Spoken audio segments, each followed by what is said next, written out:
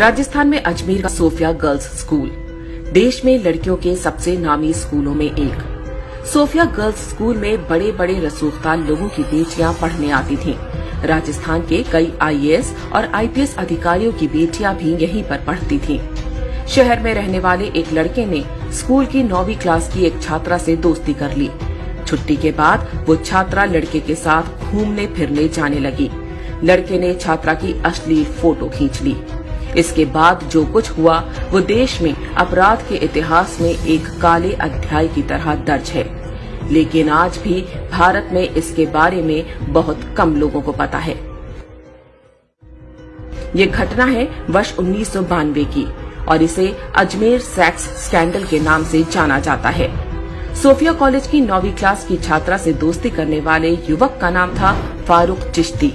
उसका परिवार अजमेर के ख्वाजा मोइनुद्दीन चिश्ती की दरगाह पर खादिम का काम करता था। फारूक चिश्ती अजमेर युवा कांग्रेस का अध्यक्ष भी था। छात्रा को प्रेम जाल में फंसाने के बाद फारूक चिश्ती ने उसकी अश्लील तस्वीरें लेनी और फिर ब्लैकमेल करना शुरू कर दिया। पहले छात्रा का यौन शोषण होता रहा, फिर उससे कॉलेज की दूसरी सहेलियों को लाने को कहा गया। एक के बाद एक लड़कियां इस जाल में फंसती गईं और इज्जत बचाने के लिए वो अपने साथ दूसरी लड़कियों को भी लाती गईं। कुछ से तो उनकी भाभी और बहनों को लाने को भी कहा गया था। पहले एक लड़की, फिर दूसरी और फिर तीसरी। बहुत जल्द ही इस गिरोह के जाल में लगभग 200 से अधिक हिंदू लड़कियां फंस चुकी थीं। अब पुष्ट दावों के अनुसार लगभग 250 लड़कियां गिरोह के जाल में फंस चुकी थीं। ये लड़कियां किसी गरीब या मध्यम वर्गीय परिवारों की नहीं, बल्कि अजमेर के सबसे रईस परिवारों की थीं। यह सब कुछ होता रहा और किसी लड़की के घर वालों को भनक तक नहीं लगी। यह मात्र संयोग नहीं था कि सिर्फ हिंदू लड़कियों को ही निशाना बनाया गया, मुस्लिम लड़कियों को छुआ तक नहीं गया। जिन लड़कियों से बलात्कार हुआ उनमें से अधिकांश 10वीं और 12वीं क्लास में पढ़ती थीं। मास्टरमाइंड फारूक चिश्ती अकेला नहीं था, उसके साथ अजमेर शरीफ दरगाह से जुड़ा एक पूरा गिरोह सक्रिय था। उसके मुख्य सहयोगी थे नफीस चिश्ती और अनवर चिश्ती। ये दोनों भी युवा कांग्रेस के नेता थे। बहुत संगठित ढंग से उनका गिरोह अपना काम करता रहा। मजहबी और कांग्रेसी संरक्षण मिला हुआ था, इसलिए डरने की वैसे भी कोई बात नहीं थी। अजमेर के ही एक फार्म हाउस पर यह काम बड़े आराम के साथ चलता रहा। लड़कियों को लेने गाड़ी जाती थी और बाद में उन्हें घर तक भी गाड़ी से छोड़ा जाता था। बलात्कार के समय उनकी फोटो खींच ली जाती थी ताकि वो किसी के आगे मुंह खोलने की हिम्मत ना करें। उस जमाने में आज की तरह डिजिटल कैमरे नहीं होते थे। तब कैमरे की रील धुलने जिस स्टूडियो में गई वह भी एक मजहबी व्यक्ति का था। स्टूडियो वाला भी एक्स्ट्रा कॉपी निकालकर अलग से लड़कियों का यौन शोषण किया करता था। ये ब्लैकमेलर्स स्वयं तो बलात्कार करते ही अपने दोस्त यारों को भी उपकृत करते। जिन लड़कियों के साथ बलात्कार और ब्लैकमेलिंग हुई उनमें से कुछ ने आत्महत्या करनी शुरू कर दी।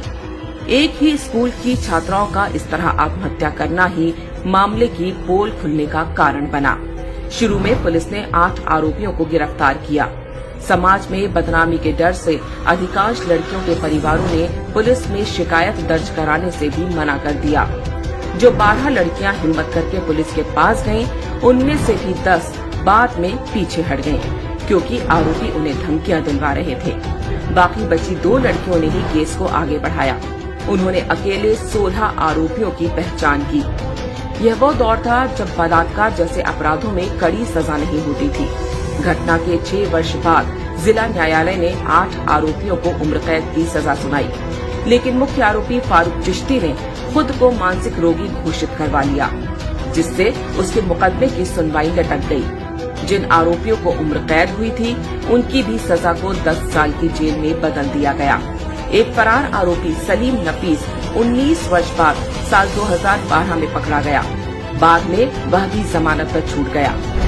जब इस बलात्कार कांड का भंडाफोड़ हुआ तो राजस्थान में कांग्रेस का पूरा सिस्टम आरोपियों को बचाने में जुट गया। जो भी सामने आता उसे डरा धमका कर चुप करा दिया जाता। कहा गया कि आरोपियों पर कार्रवाई हुई तो सांप्रदायिक माहौल खराब हो जाएगा। बलात्कारी एक मजहब विशेष के थे, इसलिए मोमबत्ती गैंग भी तब लड़कियों के बजाय बलात्कारियों के समर्थन में खड़ा हो गया था। सबका प्रयास यही था कि देश के लोगों को अजमेर की ख्वाजा मोइनुद्दीन चिश्ती की दरगाह की आड़ में हुए इस घिनौने और बर्बर कांड की कानों कान खबर न लगने पाए। उन्हें चिंता थी कि इससे दरगाह पर आने वाले हिंदुओं की संख्या कम हो सकती है। वास्तव में अजमेर गैंगरेप कांड की शुरुआत लव जिहाद से हुई थी। पूरी तरह से धार्मिक पहचान के आधार पर हिंदू लड़कियों को जाल में फंसाया गया। हिंदू आश्रमों और साधु संतों पर बेहूदी फिल्में बनाने वाले जिहादी बॉलीवुड ने भी कभी अजमेर के खादिमों के हाथों हुए इस बलात्कार कांड पर कोई फिल्म नहीं बनाई।